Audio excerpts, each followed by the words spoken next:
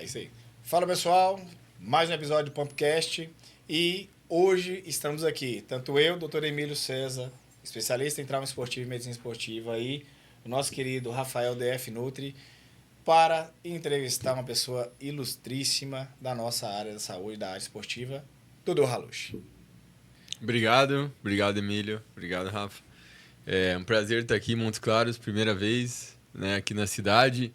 E eu já tenho uma história legal com a cidade aqui, porque eu preparei atletas aqui, já dei consultoria para algumas pessoas da cidade e eu descobri que a minha avó materna é daqui. Ela faleceu em 96, mas minha mãe contou que a minha avó nasceu aqui em Montes Claros, né? Então bacana.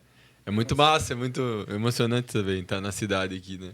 Primeira vez. Então você tem um pedacinho do sol de Montes Claros aqui, né? Aqui minhas origens estão aqui, né? Aqui a gente fala que tem um sol pra cada. Né? Então aqui faz muito calor, tem época que faz frio, mas essa épocazinha aí é a épocazinha que a gente pegou o calor no início. Muito. Tá? Aí, Rafa, você quer já começar as perguntas aí? Que você que é o chefe nosso. Vamos lá. Dudu, eu queria que você fizesse uma apresentação, né, de quem é o Dudu Halush, para o pessoal que está conhecendo você pela primeira vez. Acho que a maioria das pessoas aí que vão assistir esse episódio de hoje já conhecem você, né? Uhum. Eu tive a oportunidade de te conhecer há muito tempo atrás. Seus primeiros cursos, os primeiros livros que você lançou, eu estava lá na época da Brave Eventos ainda. Uhum. Nossa, antiga, hein? Você tá entregando sua idade aí, ó. Antigaço. Faz uns 10 anos. Então, assim, eu queria que você, né, se apresentasse um pouquinho, falar um pouco quem é você, sua formação, área de atuação, né? Só pra galera ficar inteirada aí. Então, hoje eu sou nutricionista e eu sou físico também. Me formei, não é educação física, não, física mesmo, física teórica. Me formei em física no Paraná em 2007, daí eu fui fazer mestrado em São Paulo, na USP. E nessa época eu já treinava musculação, gostava de treinar tudo, mas não sabia treinar direito, tinha uns 2 anos. E aí eu comecei, fiz o mestrado, aí eu comecei a gostar de ler sobre o assunto, né? Antes eu não lia nada, e aí eu comecei a ler, porque um professor corrigiu um exercício meu, eu fiquei em dúvida, comecei a ler. E aí, a partir dali, eu comecei a ficar curioso e ler mais sobre musculação, sobre treino, comecei a assistir vídeo e tal. E aí, em 2009, eu entrei no doutorado em física. E foi nessa época também que eu comecei a curtir o fisiculturismo. Eu comecei a gostar, comecei a frequentar campeonato em 2009. E aí, na física ali, a princípio era para ser minha carreira, né? Comecei o doutorado, tudo. Mas já antes da metade do doutorado eu já estava meio que desanimado, eu não me encontrei ali. Eu falei, cara, eu não sou bom aqui. Eu me liguei, eu não sou bom nisso. Tipo, tinha uns caras muito bons, tudo, e a física é um curso muito difícil, né? Matemática, porra, é pesado, tudo. E ao mesmo tempo eu comecei a escrever uns textos na época do Orkut ainda, nos fóruns de musculação. Por falar em entregar a idade. E a galera gostava. E a galera curtia. Comecei com uns textinhos básicos, assim, bobo e tal. Só que ao mesmo tempo eu li algumas coisas e tal, eu falei, cara, eu não tenho embasamento para falar sobre isso, né? Sim. Aprendi as coisas lendo uns blogs ali e falo, não, eu vou ter que comprar uns livros, né? E aí eu comecei a comprar uns livros de fisiologia do exercício, treinamento de força, depois uns livros de endócrino, tudo, e comecei a ler por conta. E cheguei numa hora que eu falei, cara, eu acho que eu tô na área errada. Fiquei ali meio perdido. Aéreo. E eu comecei a gostar do fisiculturismo, cheguei a competir, natural até. Depois comecei a tomar hormônio. Eu tinha medo de tomar hormônio, era cagão, assim. Mas daí, de tanto ler, de conviver ali com uma galera do meio, comecei a ter mais segurança. E eu já estava lendo bastante sobre treino e dieta, né? Antes de ler sobre hormônio, comecei a ler ali em 2008, 2009. E como eu sempre fui muito nerd, o nerd, quando pega um negócio, o cara vai louco, hiperfoco. E aí, chegou uma época ali, pro final do doutorado, eu já tinha qualificado, eu falei, cara, eu vou ter que mudar de área. E aí eu peguei, falei, cara, eu vou fazer outro curso, porque na física eu não vai dar nada, eu vou ser medíocre. No final do doutorado. falei, cara, mas foda-se, eu vou largar e... E aí eu fui fazer nutrição, eu ia começar em 2013, atrasei um ano ali, ia começar em 2014, acabei começando em 2015. E nessa época, eu já tinha um certo reconhecimento ali na internet, porque eu já fazia uns textos mais embasados, né? Eu já estudava bastante fisiologia, a parte hormonal principalmente. Comecei a fazer uns textos ali ligados à fisiologia do exercício e tal. Eu me meti a falar um pouco de tudo, né? Sim. Só de biomecânica e cinesiologia que eu não me aventurava muito, não. E falei, cara, eu vou pra nutrição. Porque eu gosto de medicina, mas eu curto muito nutrição. E a medicina vai dar muito trabalho pra mim. Pô, já tô muito tempo na faculdade, não vou ter tempo pra trabalhar, vai ser complicado, né? Daí eu fui pra nutrição, porque eu gostava tanto como a medicina. E aí, né, nessa época também comecei a ser convidado para dar aula em pós-graduação já. Eu podia... Eles falaram, você pode dar aula, você tem, né, tem conhecimento e você tem mestrado, tudo. Mesmo que é de outra área, você podia. E aí eu comecei a ser convidado para palestrar. Então começou a abrir muitas portas, né, em relação a isso. Portanto... de tanto que eu postava informação na internet, a galera gostava dos meus textos. Uhum. E aí eu tava começando a escrever textos bem embasados, né? Com boas referências, tudo. Então comecei a ser respeitado, porque no primeiro momento me criticavam bastante, né? O cara nem tem informação e tá falando disso e tal. Mas aí, justamente por causa dessas críticas, eu falei, beleza, eu não tenho formação, mas não sou eu que tô falando. É o Guyton. Né? É o tratado de Endócrino Williams. Então, isso fez eu começar a ser bastante respeitado, assim, né? E aí comecei a dar curso, tudo. Daí eu comecei a escrever meu livro, o primeiro livro de hormônios no fisiculturismo. Em 2017 eu lancei ele, daí em 2018 eu lancei o de nutrição no fisiculturismo. E nessa época, e antes da formação ainda, eu comecei a preparar atleta, né? Eu comecei a ajudar atleta. Comecei a dar consultoria porque a galera me perguntava, né? Em 2012, numa época que nem tinha coach quase, assim. Dificilmente alguém se aventurava. Não é que nem hoje, que é bagunçado. A galera não falava muito sobre isso, né? Não, os caras, de tanto eu tirar dúvida nos fóruns, tinha uns caras que falaram, Dudu, me ajuda aí, me ajuda com protocolo, ajuda com isso e tal, ajuda com dieta. Eu falei, pô, cobra alguma coisa, né?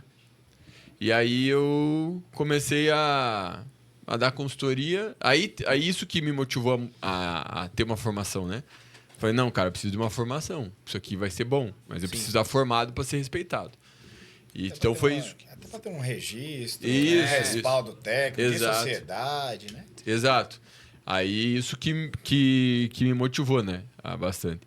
Mas, quando eu comecei a ter oportunidade de dar palestra e aula, aí eu falei, cara, acho que é isso que eu mais gosto de fazer. Porque eu já tinha um histórico de dar aula em escola pública, né? Eu dou aula desde os meus 17, 18 anos, comecei dando aula particular. Tenho mais é o que eu mais gosto de fazer hoje. E aí eu escrevi meus livros, isso me deu mais espaço para ser convidado para palestrar, para dar aula. Aí tive a oportunidade de montar meu primeiro curso de pós-graduação, após de emagrecimento. E aí eu comecei a me dedicar também a estudar, sair um pouco do fisiculturismo ali.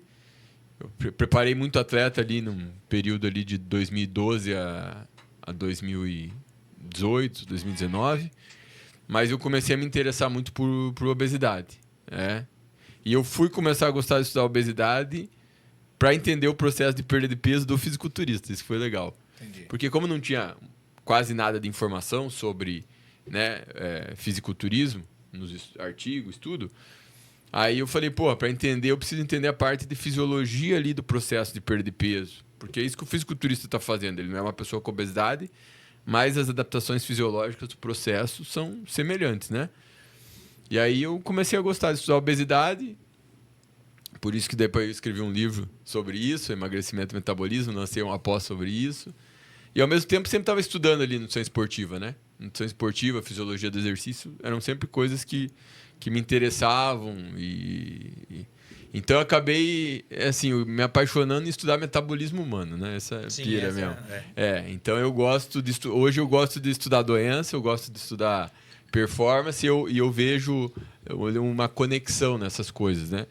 Tanto que hoje eu me dedico atualmente a estudar envelhecimento e longevidade, né? E isso está muito conectado, né? Porque o envelhecimento é a principal causa das doenças crônicas, né? Doenças cardiovasculares, doenças degenerativas, câncer, enfim. E o envelhecimento é um processo de declínio do metabolismo, declínio fisiológico, do funcionamento do organismo.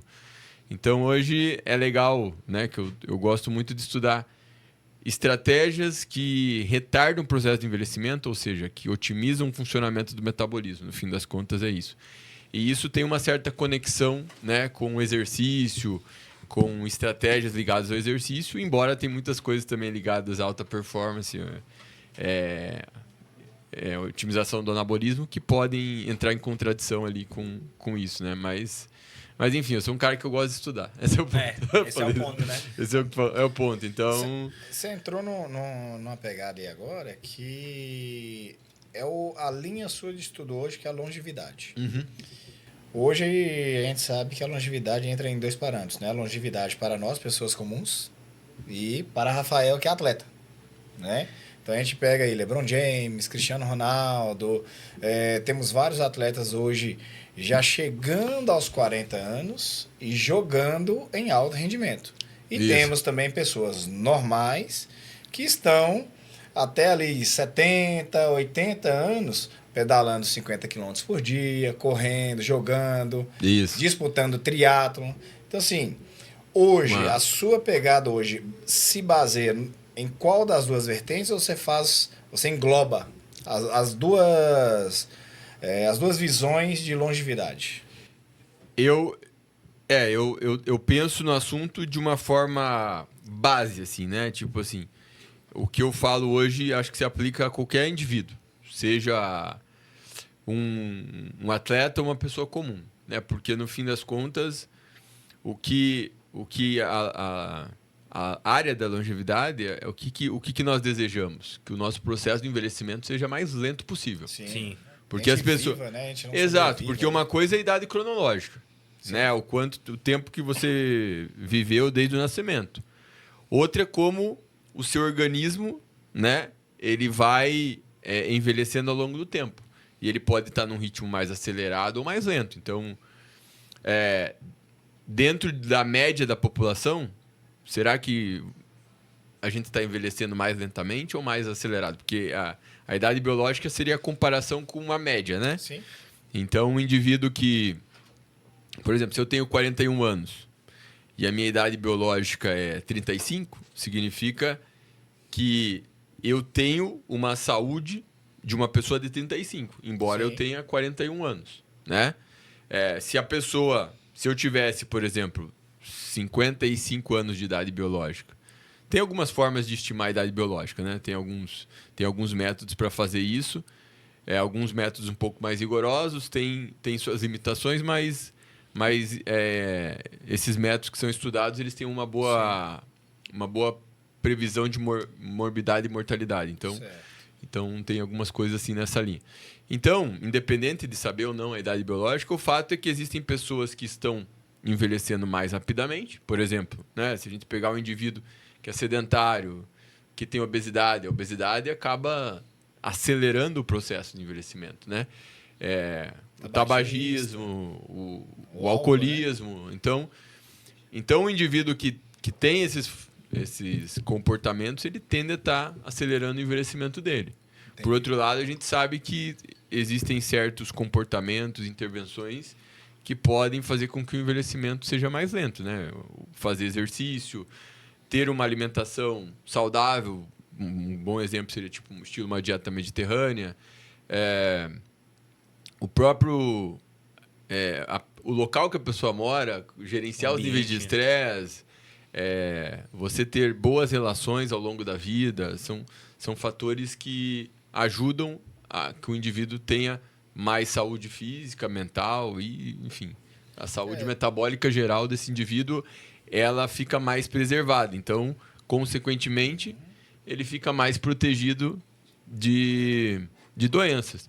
E por mais que às vezes a galera pense que alta performance é anti-longevidade, não é bem assim. Depende do esporte, depende do atleta. Inclusive tem um estudo que saiu no final do ano passado, que é um estudo observacional, tudo, mas eles analisaram vários esportes, atletas de diversas modalidades esportivas, e eles viram que algumas modalidades estavam associadas a uma maior longevidade, como ginástica olímpica, por exemplo. Ginástica... que mais? Salto com vara, enfim, polo aquático... E, tipo assim, coisa de esportes de raquete também. Claro que tem um viés, né, por trás, às vezes, de outros comportamentos que estão associados, né, a isso, né? Mas é interessante ver. Mas teve modalidades que não estavam muito associadas à longevidade. Tipo, esportes de luta tinham um efeito pequeno, até negativo.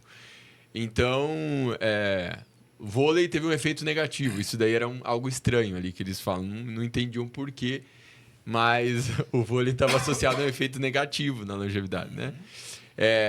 Então, o fisiculturismo não foi avaliado. Eles avaliaram ali atletas olímpicos. E provavelmente o fisiculturismo daria efeito negativo, muito, né? Considerando os se não for o natural. Exato. Aí que... Nessa linha de longevidade, eu tenho duas dúvidas. Aí são dúvidas do que eu já estudo, né? Saindo um pouquinho fora do nosso script. Para o atleta, o uso do esteroide, aí eu não estou falando do uso fisiológico, né, da reposição hormonal. Sim. Estou falando do uso suprafisiológico, estético, né, porque o uso suprafisiológico, até que se prove o contrário, a gente não tem limite, não tem teto, certo?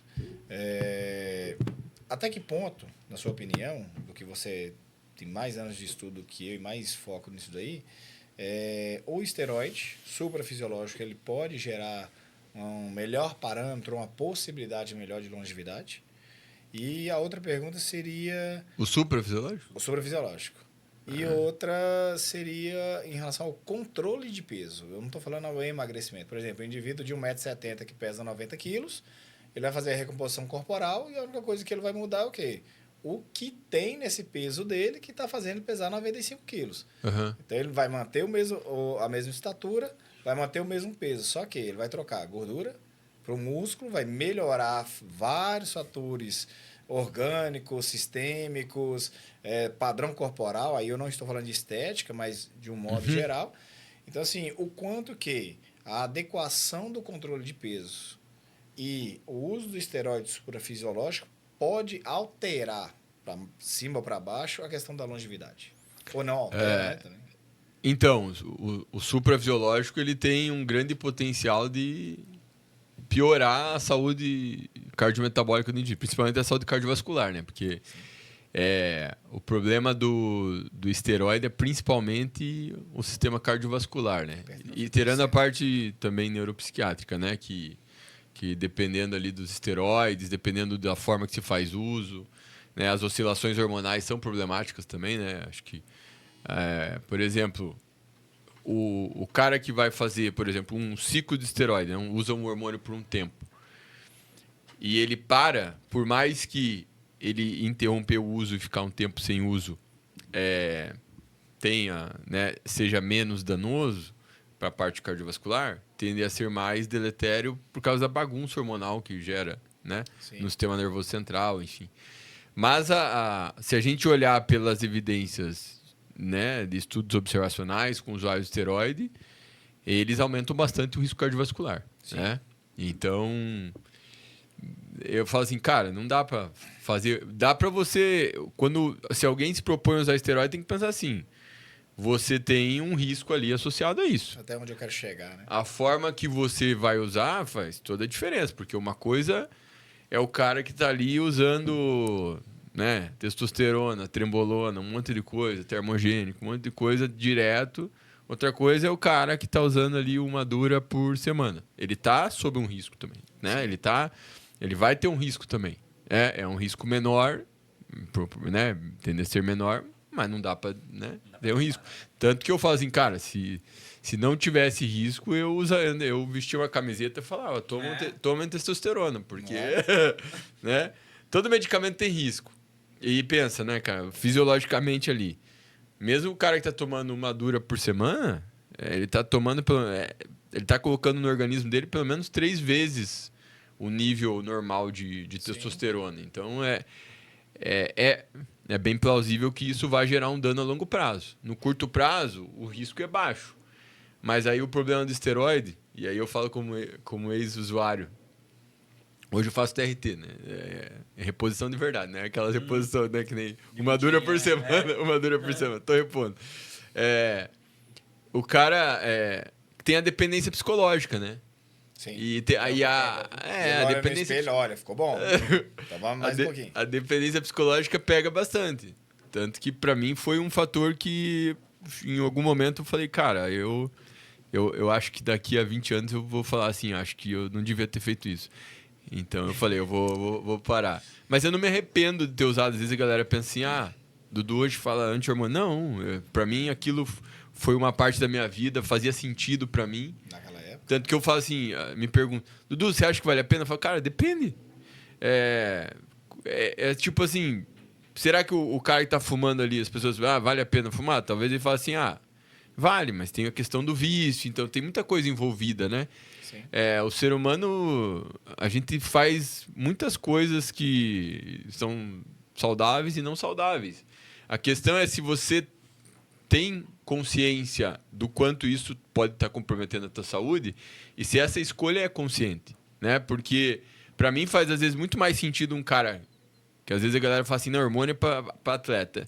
Não, para mim é o seguinte, para mim faz muito mais sentido às vezes um cara que não é atleta, mas ele tem consciência dos riscos e fala, cara, eu tô usando, eu sei que isso aqui vai me causar um problema, tenho consciência, mas eu uso com cuidado, eu estou monitorando minha saúde, do que, pra mim, esse cara tá mais na razão do que um atleta porra louca que nem vai no médico, que tá... Nem pensa, entendeu? Então eu acho que, assim, tem consciência dos riscos, realmente, e ainda acho que vale a pena.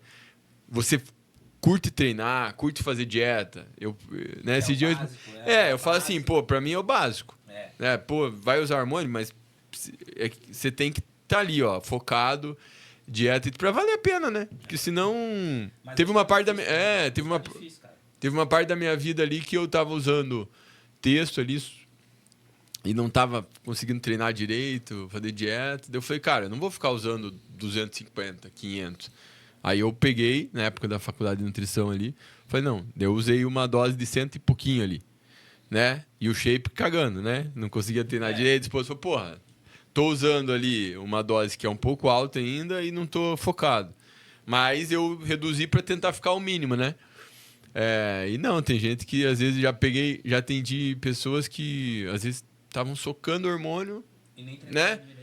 O cara nem treinando direito, gordão, né? Saúde fodida. Eu falei, cara, olha o que você tá fazendo, cara.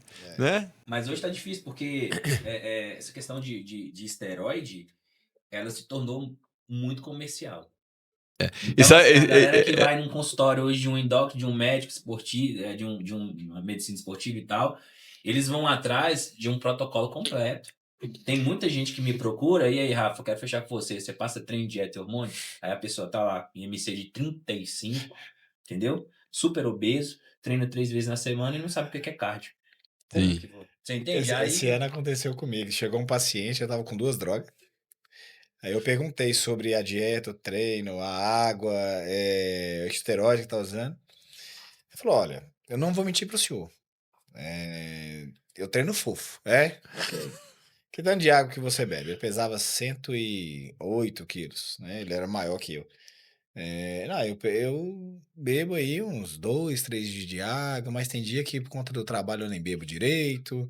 E você tá usando o quê? Eu tô usando nandrolona e tô usando deposteron. Falei, ok.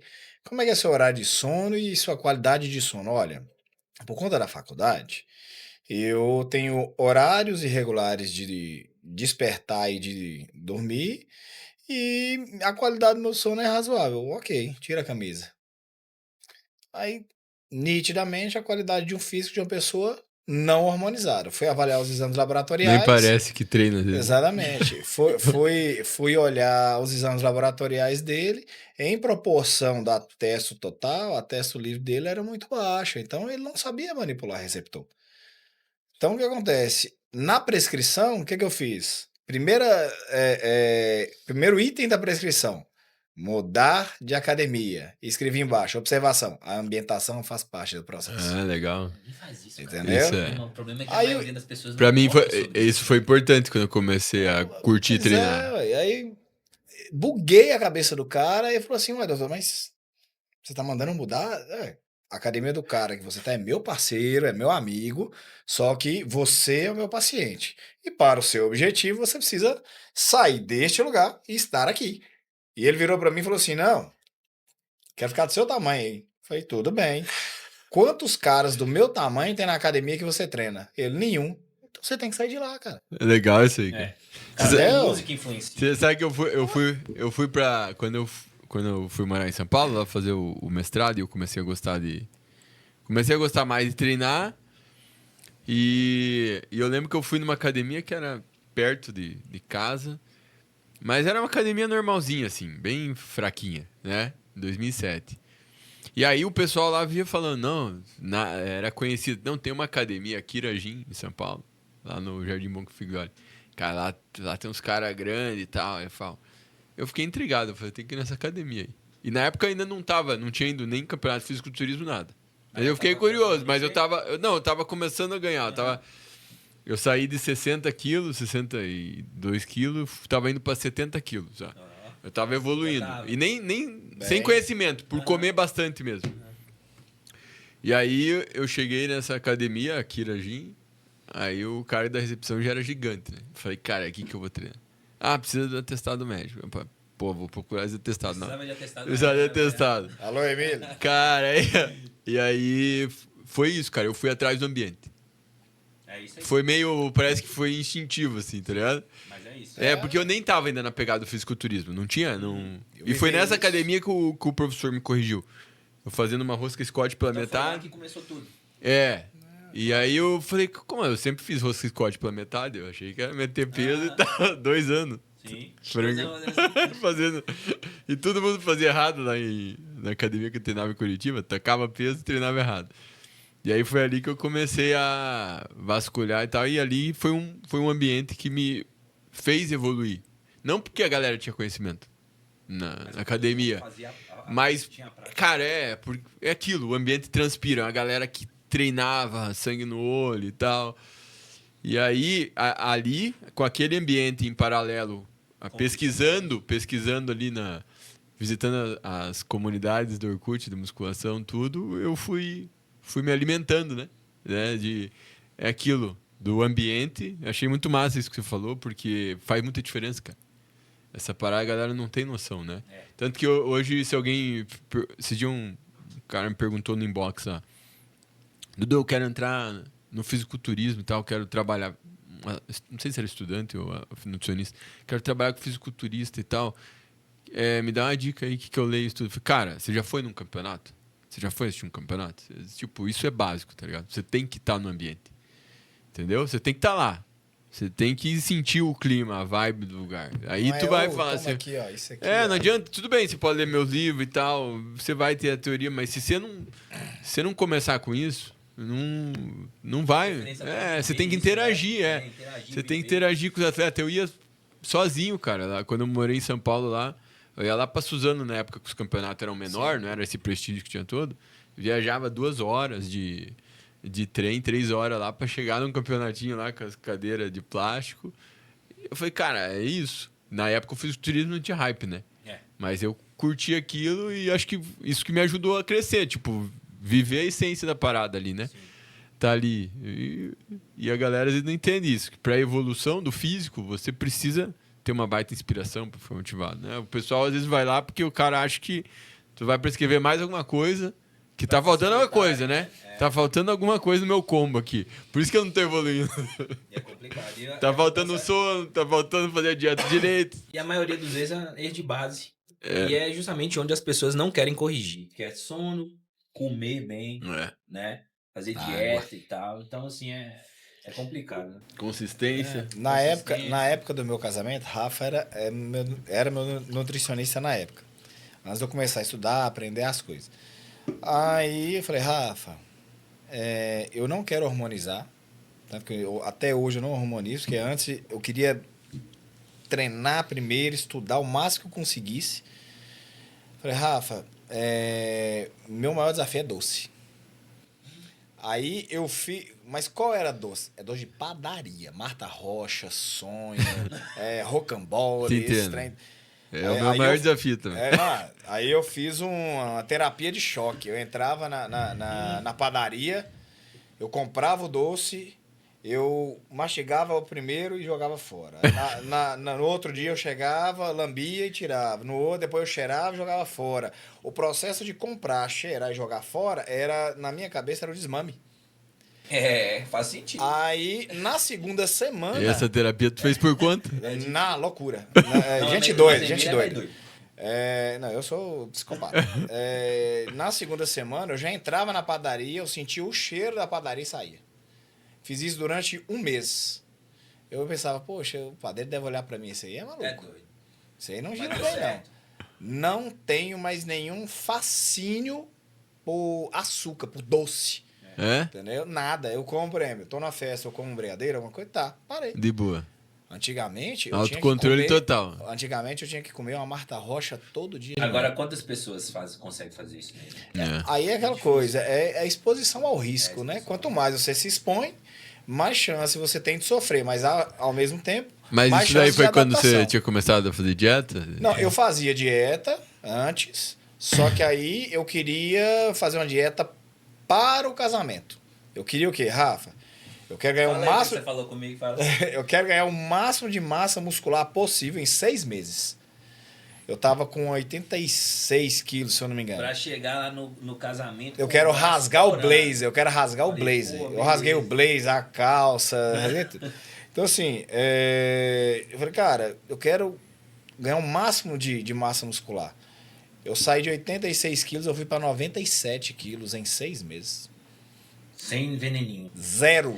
Eu tenho a foto para provar. Então, assim, Estudando medicina, tava em casa, a rotina bem apertada. Não tem espaço pra ficar Aham. procrastinar essas coisas, né? Mas foi ali que tu começou a se dedicar mais. Então. foi ali Antes, que eu senti, poxa. Aí eu li o artigo e falava, Rafa, vamos fazer isso? Rafa, vamos fazer isso? Olha, isso aqui eu tô tendo muita constipação. Vamos mudar isso aqui? Tô tendo flatulência. Vamos fazer isso aqui? E negociando com ele. É 6 diferente, meses. né? Quando você atende uma pessoa que tem. Isso. Aí, pô, velho, Estuda, vamos ver né? aqui e tal. Aí o que acontece?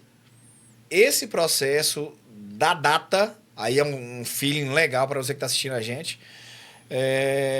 Todos os meus pacientes que começam o plano de acompanhamento, eu coloco para eles aqui, ó, marca no calendário a data. Por quê? Igual o evento, Golden Life. Tem data. Então, daquela data, de hoje até aquela data, o que você vai fazer? Isso. Uhum. Porque quando, eu quero emagrecer. Quando? Vou pra praia final do ano. Opa, para a E a máquina. motivação da maioria das Entendeu? pessoas que. É. Né? Então, assim, velho. O bodybuilder é o campeonato. É o É campeonato. muito marcado ali, é o campeonato. Exatamente. Qual é o estímulo que vai fazer você levantar a cadeira e seguir aquele propósito ali para o seu objetivo? Não sei, nascimento do seu filho? Sim. Uma história trágica na família, um câncer na família, um quase morte de você mesmo, e aí? Né? Então, tem que saber muito o feeling da pessoa, certo? Que aí a gente entra muito na pegada de emagrecimento. Que aí é o que a gente quer te perguntar é o seguinte, hoje, na sua opinião, quais são os... Se a gente fosse colocar assim, claro, não dá para definir exatamente, porque cada indivíduo vai reagir tanto a treinamento e a uma dieta de maneira específica. Até irmãos gêmeos são diferentes, né? Aqui em Montes Claros a gente tem 2 irmãos gêmeos, são atletas, um é Men's Physique e o outro é Class Physique. E o treino é, entre aspas, quase o mesmo. Então, irmãos gêmeos estão evoluindo diferente na mesma modalidade. Hoje, em relação a emagrecimento, se você fosse colocar em tópicos ou fazer análise, hoje qual é do processo bioquímico, até mesmo a questão social do indivíduo para o emagrecimento que o pessoal mais confunde ou tem mais dificuldade? Eu acho que as pessoas, elas pensam muito no processo de perda de peso, como perder peso, enfim. Sim. Mas o maior desafio do emagrecimento é sustentar a perda de peso. Sempre né? falei isso. Então, a perda de peso é a parte, não que seja fácil, mas ela é mais fácil, né? Você tem várias possibilidades, né? Você pode fazer a dieta mais ridícula possível que o indivíduo pode emagrecer, né? Só que sustentar o emagrecimento é o maior desafio, né? Por isso que a gente vive uma epidemia de obesidade, por isso que mesmo com os melhores medicamentos, mesmo com cirurgia bariátrica, a gente ainda vê que boa parte das pessoas, a maior parte, reganha peso novamente, né? Então, prevenir o reganho de peso, sustentar o emagrecimento é um grande desafio. E isso é muito desafiador porque depende de uma mudança comportamental muito grande. Não tem dieta específica. Não dá para dizer que tem uma melhor dieta para emagrecimento. Normalmente a gente fala assim, a melhor dieta é aquela que você consegue sustentar por mais tempo. Mas isso está muito atrelado a uma mudança comportamental, a forma que você enxerga o processo, né? Então, mesmo exercício, tudo bem, né? Fazer musculação com exercício aeróbio, HIIT, enfim, provavelmente vai ser melhor estratégia do que fazer só um deles, né? Pelos diferentes tipos de estímulos que você gera, né? De um lado você está ali estimulando a hipertrofia, segurando a massa muscular, ou até mesmo ganhando massa muscular enquanto perde gordura. Do outro você consegue otimizar ali a maquinaria metabólica para queimar mais gordura de forma mais eficiente, com aeróbio, melhorar a capacidade cardiorrespiratória. Então, a combinação dos dois é melhor. Mas quando a gente olha para as evidências sobre as pessoas que conseguem perder bastante peso, a gente vê que o exercício mais associado ao sucesso do emagrecimento é uma simples caminhada. Por quê? Porque é normalmente o mais fácil de uma pessoa aderir, né? Então não é que seja o melhor, mas é o que você vê como o mais comum de ser feito. É tipo aquilo... Por isso que eu falo assim, qualquer paciente que eu atenda que deseje emagrecer, eu falo, cara, você tem que fazer exercício. Cara, pode ser caminhada, entendeu? Mas você tem que fazer. Não é nem pelo efeito metabólico. Não é nem pelo efeito metabólico, é pelo aspecto metabólico, né? É quase nada. O aspecto comportamental. Tirar de fora de casa. O cara eu vi muito na pandemia, quando eu atendia paciente na pandemia, que tinha reganhado muito peso e tinham parado de fazer exercício, né? Porque a pandemia, muitas pessoas não conseguiam fazer exercício, enfim. Então, hoje se entende que um dos papéis importantes do exercício no emagrecimento, e mais importante, não no processo de perda de peso, mas no emagrecimento sustentável, é porque ele favorece um comportamento melhor em relação à alimentação. Mais positivo. Né? Então, porque uma caminhada não vai ser potente para aumentar o gasto calórico do cara para ele emagrecer, né? Tem todo mas, cálculo, né, Rafa? Exato. Quanto tempo você quer perder tantos quilos?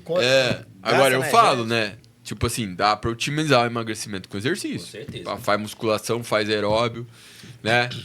Então eu vou fazer a caminhada. Não, faz um aeróbio mais intenso também. Então varia os estímulos, que é melhor, né? Casa. Você vai ter uma evolução mais rápida, né? E ainda vai ser mais saudável.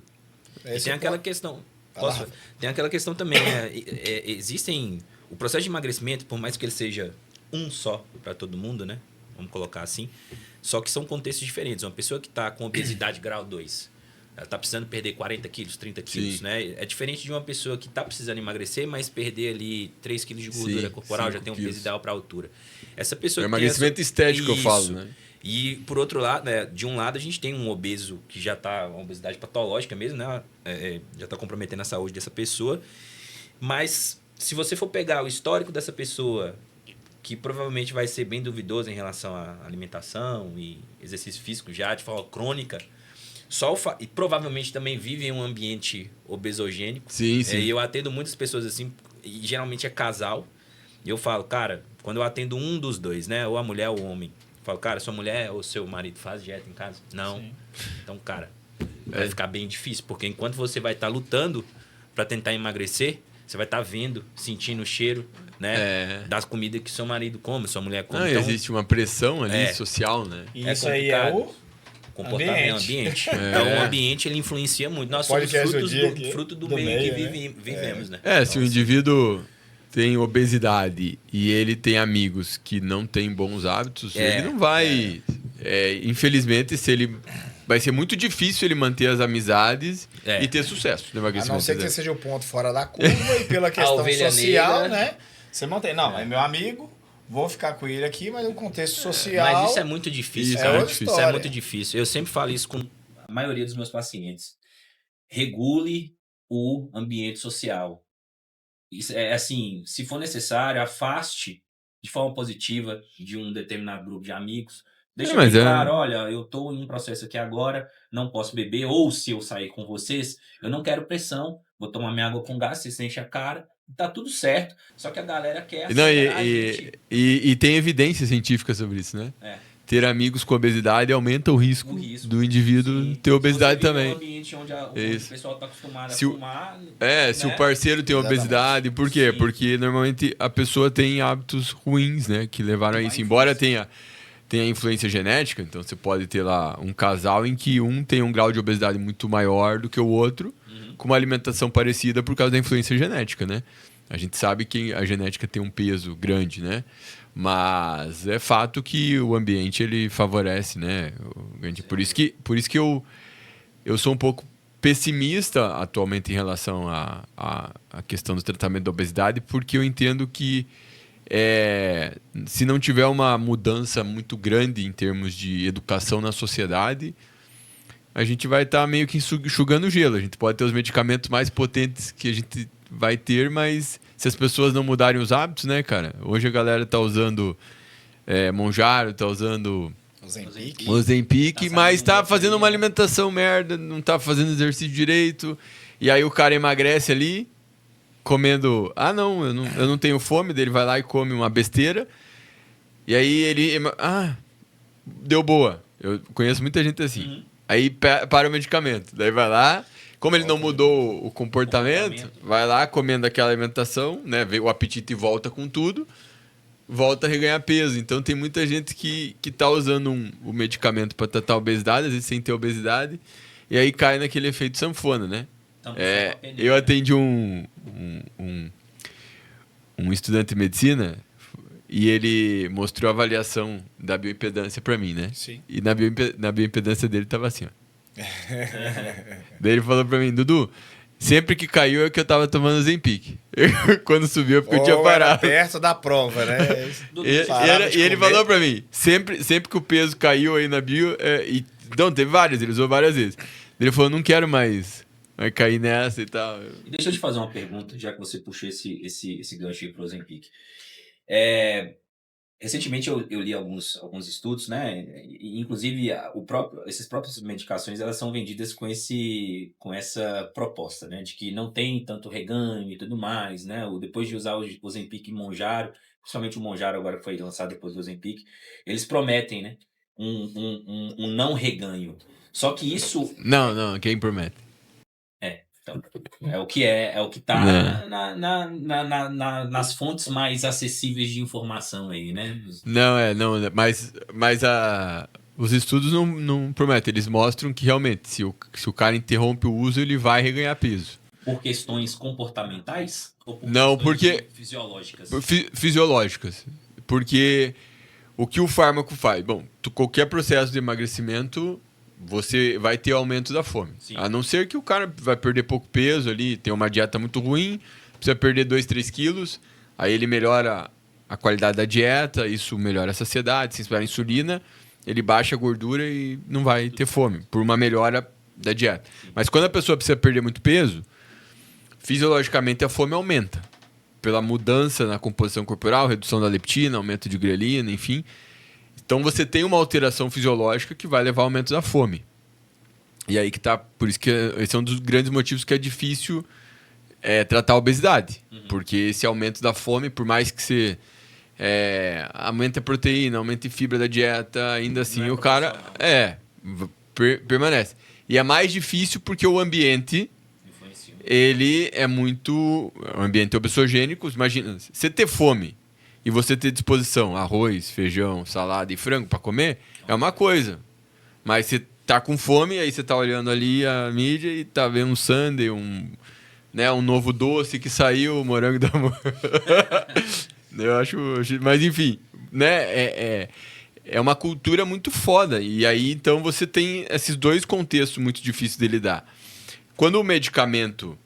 Por isso que uma pessoa que consegue perder muita gordura sem medicamento, porra, é muito foda. O cara tem que ter uma motivação muito foda, muito absurda. Um personal bem chato, né? Muito... Então, os medicamentos, eles são uma esperança nesse sentido, porque eles conseguem diminuir essa sinalização de aumento da fome e do aumento do apetite, porque você também diminui a vontade de você comer essas coisas. E ele diminui bastante. E isso faz com que o cara consiga comer menos, né? Sem ter essa pressão fisiológica do aumento da fome que uma pessoa normalmente tem quando está emagrecendo.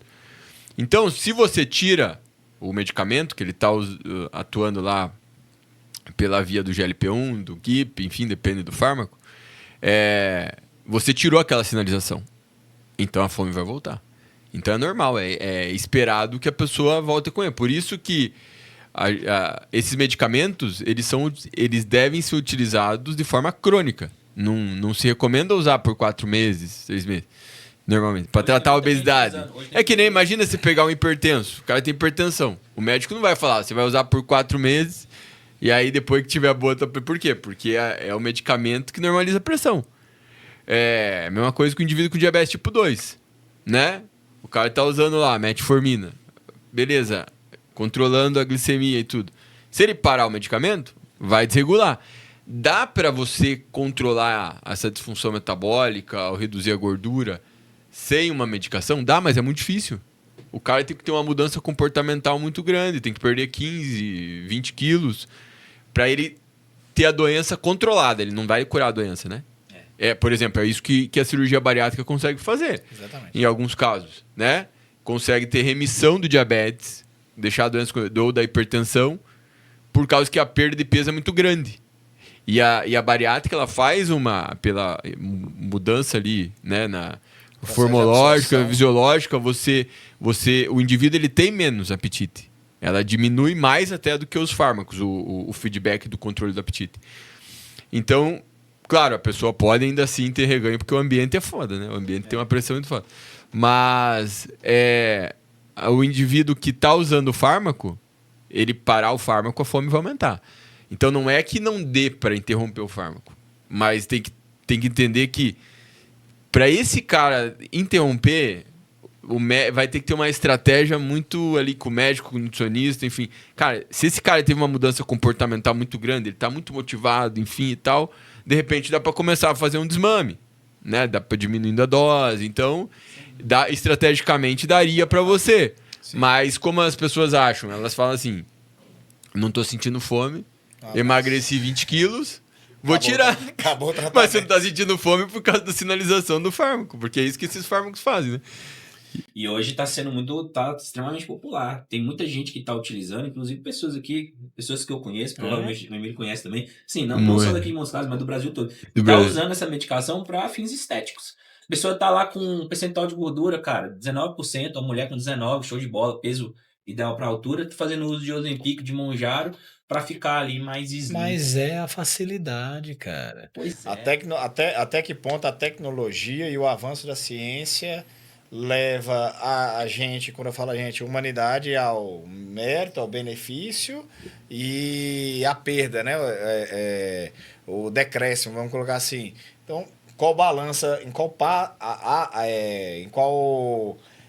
parte da balança você quer estar?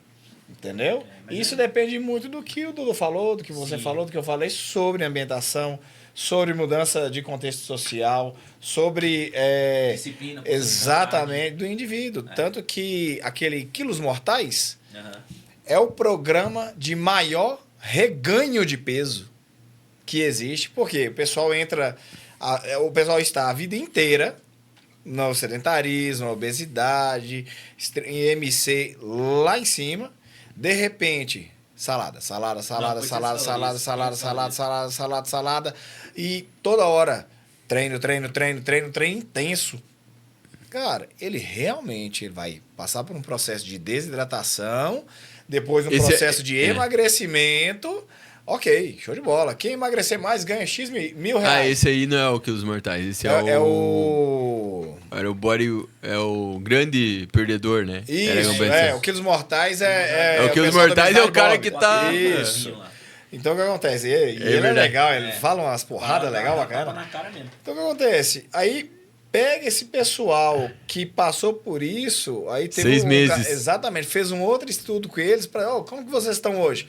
A maioria reganhou peso. E tiveram alguns lá Mas que ainda eu aumentaram falo o peso bastante. antes que ele estava. Eu falo bastante desse estudo aí. Entendeu? Então assim, poxa... Mas sabia que ainda assim, eles fizeram 6 meses lá, é absurdo, né? Eles perdem uma média de 58 quilos. Você tá doido. E aí, depois de 6 anos, eles recuperaram 41 quilos, né? Mas, tá ainda num saldo positivo, né? Mas aqui preço, né? Eu Mas ainda, assim, nem tanto ao céu, nem tanto à terra, mas o acompanhamento, o direcionamento, a força de vontade do indivíduo, o porquê de cada indivíduo, porque você tem um motivo de estar assim, eu tenho um, Rafa tem outro. Certo? Então, poxa, você quer ser atleta? Você quer ser exemplo para o seu filho? Você quer evitar a possibilidade da sua genética aflorar por conta de um risco cancerígeno, por exemplo? Você tem um fator genético que é pró um câncer determinado, poxa, quais são, né, os principais fatores? Mudança do estilo de vida. Sim. Ponto. Eu sou bem sincero, cara. O ambiente ele influencia muito. E ó, pra você ver, Dudu é nutricionista. A mulher do Dudu é nutricionista. Emílio é médico. A mulher do Emílio é médico. Eu sou nutricionista. Tô formando em educação física. Minha mulher, personal. Então, velho, não tem pra onde a gente correr, entendeu? Pois é. Então, assim, nós somos fruto do ambiente em que vivemos. E a pessoa que está assistindo a gente, né, tinha que ter esse insight do que a gente está falando agora. Não adianta ficar botando fé em droga. Não adianta ficar botando fé em esteroide. Eles vão cumprir o papel deles. Mas quem são vocês sem o fármaco, né? A que custo, né? A que custo? Porque em algum momento vocês vão ter que tirar. Cara, os fármacos eu acho que é uma maravilha, assim, a gente ter a medicina que a gente tem hoje, né?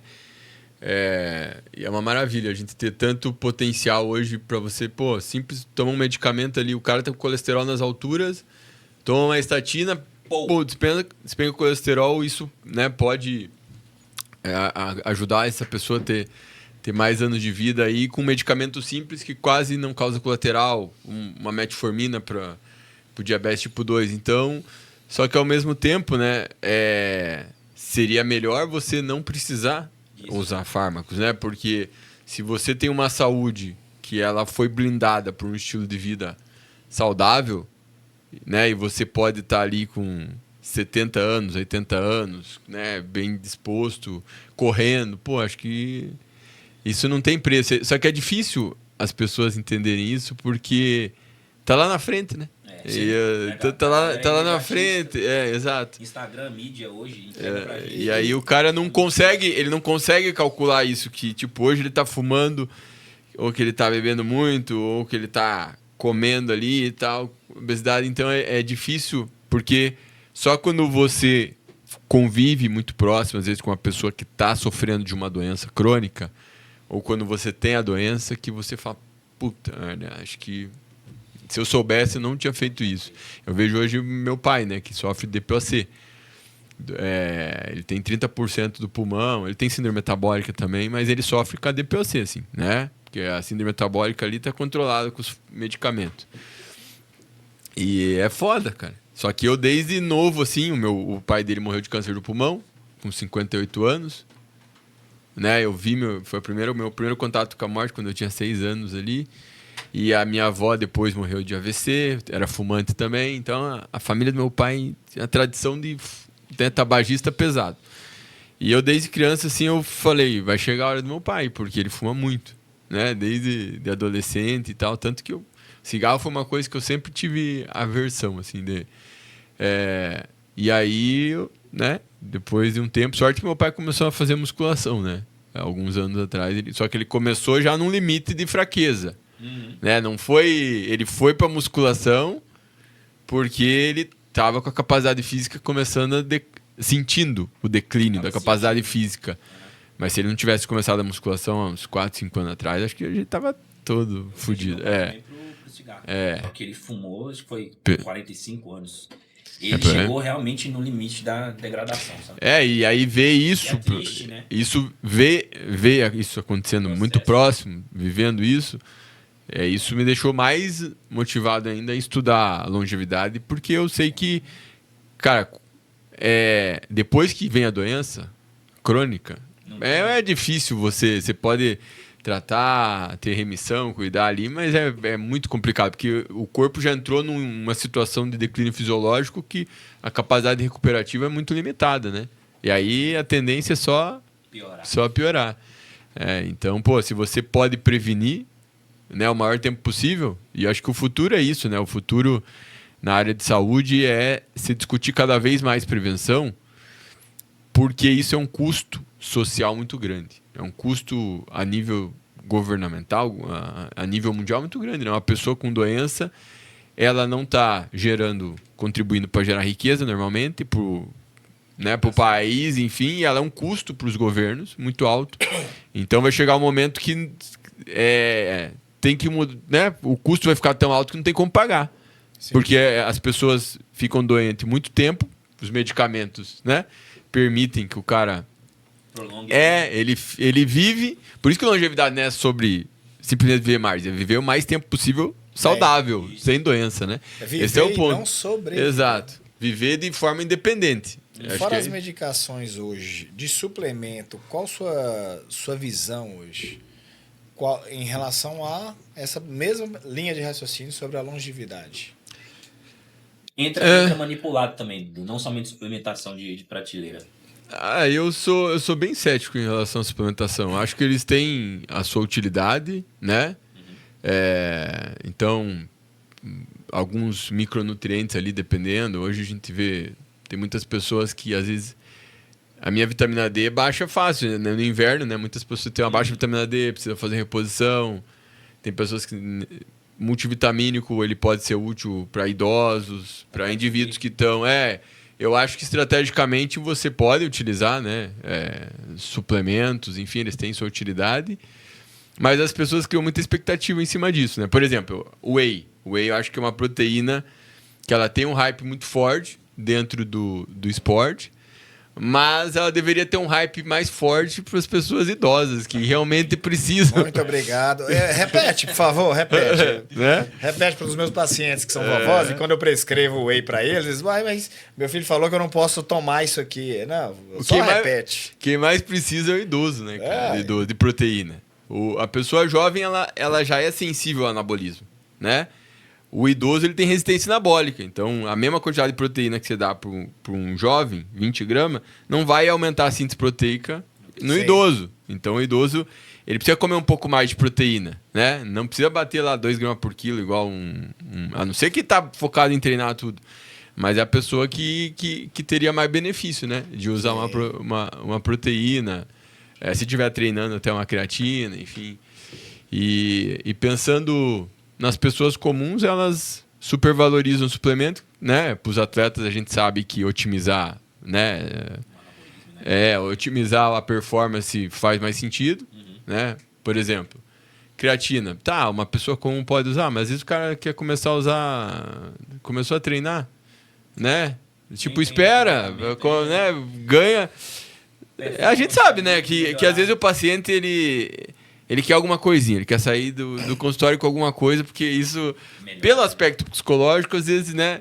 Mas é importante conscientizar, cara, o grande diferencial aqui vai ser a dieta e o treino. Sim. Beleza? Dá pra tomar uma cafeína, um suplemento aqui, uma creatina, Mas, pô, que nem betalanina, é um suplemento que a gente sabe que é eficiente. Mas pra musculação, não tem muita coisa, não tem muito respaldo. Tem respaldo para alguns tipos de exercício, alguns tipos de atividade ali que tem uma intensidade maior em 1 minuto e tal. E a galera acha que tá sentindo a coceira que tá tendo efeito. Carnitina também é uma coisa que era... Hoje já não se fala muito assim da carnitina, mas antigamente, cara, 5 anos atrás, era o melhor queimador de gordura que existia. E aí o cara tá lá supervalorizando ali um pré-treino, tomando de noite, e não tá se ligando que aquilo ali atrapalha o sono dele, que é muito mais importante. Sim, Que vai prejudicar a saúde dele, a performance dele. Entendeu? Então, uma vez eu falei, cara, ele, não, Dudu, eu preciso tomar aqui. Eu falei, cara, mas você tá dormindo mal. Você não tá entendendo. Isso é muito mais importante do que isso, né? Eu falei, porra, esquece, né? se você cuidasse do teu sono, né? Se tivesse uma rotina organizada, você vai ter energia durante o dia sem necessariamente tomar um pré-treino. Com né? certeza. E é aquela coisa a base, né? Para hipertrofia, para performance, até para emagrecimento mesmo. Sempre foram os 3 pilares básicos ali. Treinamento, dieta e descanso. Sem sombra de dúvida. E E se você não faz isso, a probabilidade de você ter um resultado é baixa. Rotina organizada, né, cara? Você falou do whey protein, ele é muito super valorizado. Existem outras proteínas maravilhosas, né? Albumina, E o cara... e a galera não fala dessas outras. E o cara pode evoluir com a alimentação ali, sem necessariamente suplementar. É mais por uma questão de praticidade ali, se você quer hipertrofia. Dudu, sintetiza pra gente dar aquela finalizada aqui. Hoje, para a longevidade, os 5 principais itens que você considera importantes, mesmo que todo o nosso podcast hoje foi falado sobre ambientação e modificação do estilo de vida, né? Mas, assim, difícil um profissional sem estar diante, né, do seu paciente, porque o atendimento ele é específico. Sintetiza pra gente os 5 principais itens que você considera importantes para a longevidade, tanto atleta quanto não atleta. Acho que é algo que vai contribuir para ambos, né? Uma que... Isso daí que a gente pode começar já a questão da ambientação, né? Sim. Você ter uma rede de relacionamentos saudáveis. Pessoas que você sente que você pode confiar. É claro que isso às vezes leva tempo, né? A vida, uma coisa é quando você tem 20 anos, depois quando você tem 30, 40 anos, a experiência que você tem. Sim. Mas é importante você se conectar com pessoas. O isolamento social ele é ruim para a longevidade, ele aumenta o risco, né, de depressão, enfim. Então é importante ter uma rede de amigos ou familiares próximos. A gente sabe que isso está associado à longevidade. É muito poderoso isso. Isso ajuda muito na saúde mental. Sem dúvida nenhuma, um padrão alimentar saudável, né? E um padrão alimentar saudável hoje seria o quê? O mais próximo de saudável que as pessoas conhecem é uma dieta estilo mediterrânea, né? Não é essa dieta estilo fitness, não. É dieta que é principalmente a base de frutas, vegetais, grãos integrais. A dieta tem que ter bastante fibra. Tudo bem, pode comer o arrozinho branco ali e tal, o pão, mas tem que cuidar mais em ter mais fibra na dieta, né? Ter feijão, aveia. De vez em quando, Exato. Alimentos que tenham bastante fibra. Gorduras saudáveis. A galera, às vezes, né, do fitness fica com medo de gordura, mas né, é importante ter azeite de oliva. Gema de ovo. Não dá pra comer de vez em quando isso, mas priorizar ali um azeite de oliva, as oleaginosas, amendoim, enfim. E proteínas, priorizar as fontes vegetais, peixes, né? Evitar carne processada, carne vermelha com menos frequência. Isso que é um padrão alimentar, evitar ultraprocessados, né? Cuidar do consumo desses ultraprocessados, doce. Docinho de leite dá para encaixar, de repente, estrategicamente. Mas uma dieta ali que tenha como base uma dieta estilo mediterrânea, acho que é o que vem bastante na cabeça da galera, né? Exercício físico, sem dúvida, é pilar para a longevidade. E aí, eu falo assim, se possível, né? Exercício já é melhor do que... Algum exercício é melhor do que nada, mas se puder, uma combinação de treinamento de força, né, resistido, musculação, com aeróbio, variar os estímulos vai ser ainda melhor. Sono, sem dúvida nenhuma. E eu diria que, além do sono, se preocupar em ter uma rotina organizada que respeite os ritmos circadianos, né? O nosso corpo ele não tem horário só para dormir. E a gente deveria concentrar as calorias durante o dia também, porque o nosso metabolismo ele responde melhor aos nutrientes durante o dia, né? comer muito à noite está associado a maior risco de obesidade, diabetes, doença cardiovascular, maior risco de mortalidade. Então, priorizar uma alimentação concentrando mais durante o dia, menos à noite. Isso ajuda também a ter um sono melhor, de mais qualidade. Então, eu diria que não só cuidar do sono, mas também ter uma rotina de alimentação e exercício organizada também, porque o corpo funciona melhor quando você tem esse planejamento. Parece bobo isso, mas o nosso corpo ele tem um cronômetro. Por você ter essa organização, ele espera. Se você tomar café às 9 horas da manhã, é como se teu metabolismo se preparasse para aquilo 9. Quando a pessoa está desregulada, eu vou falar de um jeito didático, né? É como se o metabolismo se atrapalhasse, né? Um bom exemplo é o trabalho noturno. Pô, isso é uma... Esse cara tem que ganhar mais mesmo, porque ele aumenta muito o risco de doença. Ele está acordado numa hora que devia estar dormindo, ele está comendo na hora que não devia estar comendo. Enfim. E, por último, eu acho que não menos importante, né? Que é o gerenciamento do estresse, né? Acho que isso é uma dificuldade no mundo que nós vivemos, mas a pessoa ela tem que se cuidar para cuidar ali do... Acho que todos os fatores que eu falei, eles já ajudam nisso, né? Eles já ajudam você a ter uma rotina menos estressante. Mas se preocupar ali com a organização financeira, essas coisas que podem levar o indivíduo a ter mais estresse, né? Às vezes fazer um evento muito... Faz parte, né? Eu vou chorar ali, daqui a pouco eu volto.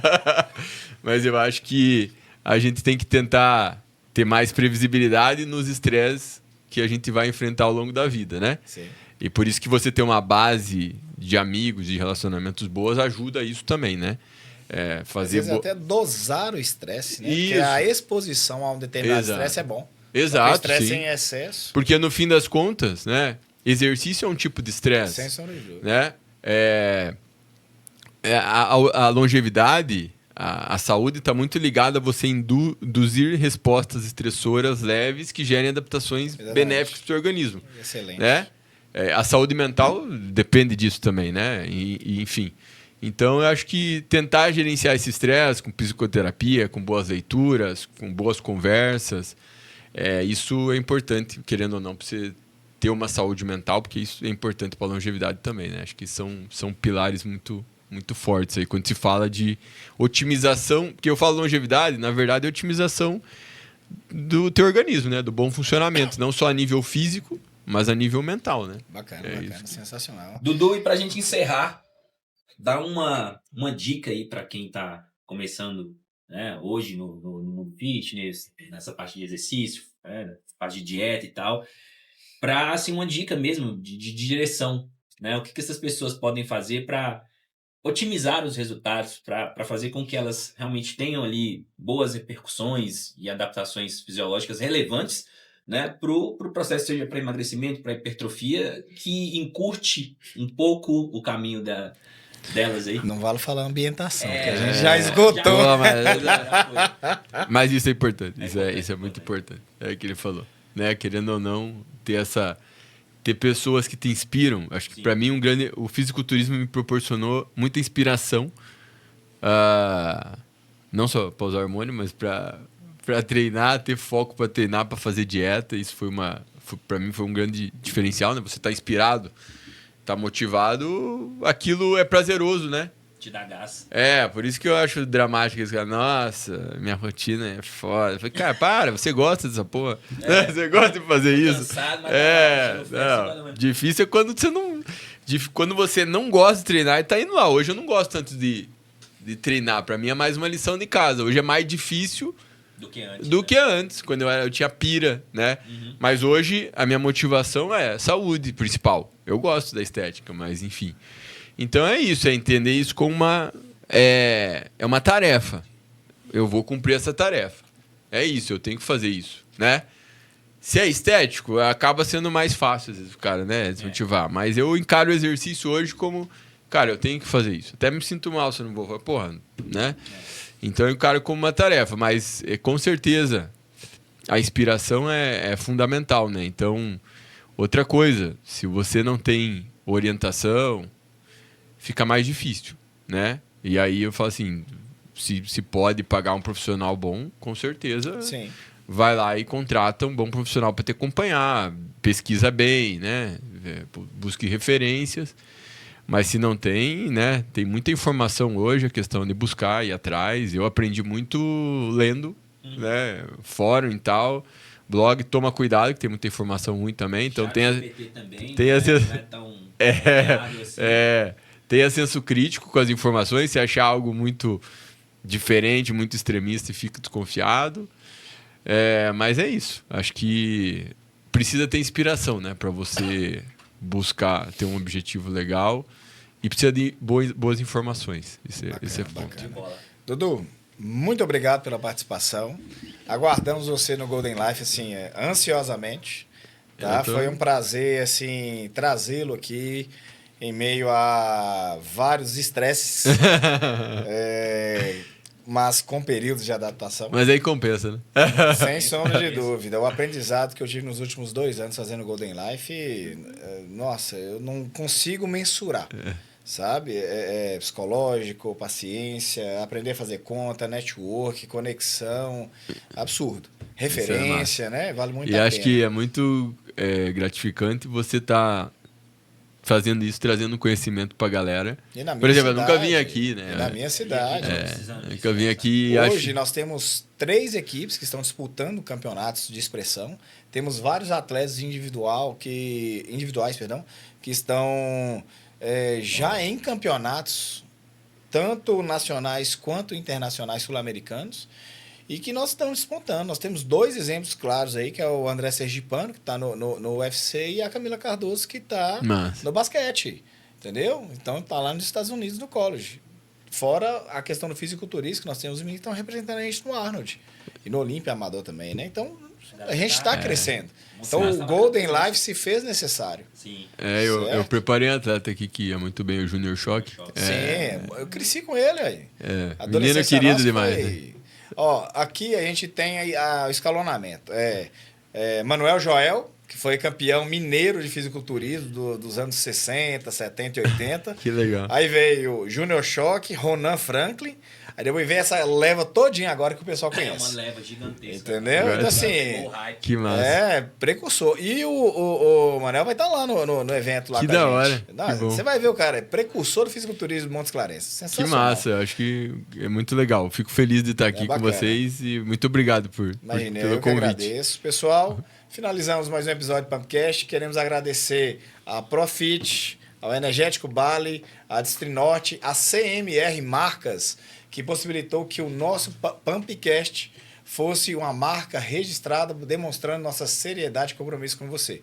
Beleza? E agradecer também ao Golden Life por conseguirmos trazer essas peças raras aqui para que vocês vão desfrutar do conhecimento no Golden Life. Beleza?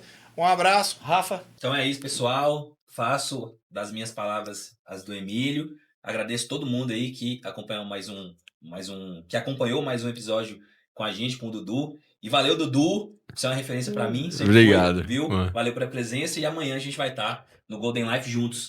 Isso é sensacional. Valeu, muito obrigado, meu querido. querido. Satisfação é minha. Pessoal, um abraço. Um abraço, até lá. Falou.